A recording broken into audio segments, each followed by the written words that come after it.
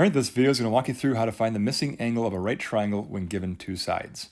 The first thing you need to do is always identify the hypotenuse. The hypotenuse is always found directly across from your box or your 90-degree angle. So this is your hypotenuse. Once you've identified the hypotenuse, now you can try to look at what is the opposite side and what is the adjacent side.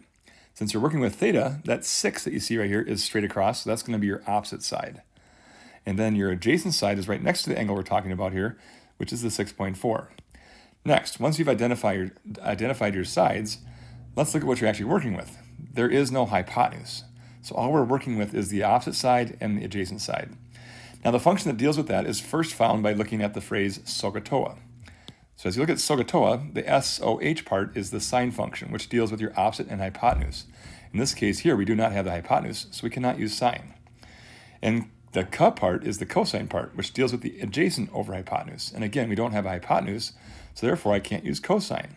But thankfully, tangent works because I have the opposite side and the adjacent side, so tangent, the TOA part, is what I need to focus on. So that represents the tangent function, which equals the opposite side over the adjacent side.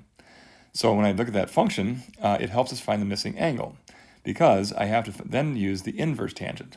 And this formula looks like this. The angle is going to equal the inverse tangent of my opposite side over adjacent side. Now the way you make this little inverse tangent show up on your calculator is to press the second button. So you press the second button, then tangent, and this little symbol is going to show up on your screen. A tangent with a little -1 as an exponent looking type symbol. That signifies the inverse tangent, which helps you find the angle that makes the ratio of 6 over 6.4. So as you do the inverse tangent of 6 divided by 6.4, as you see down here also, the answer comes out to be 43.15 degrees. That's really all there is to it. So hopefully this video helps.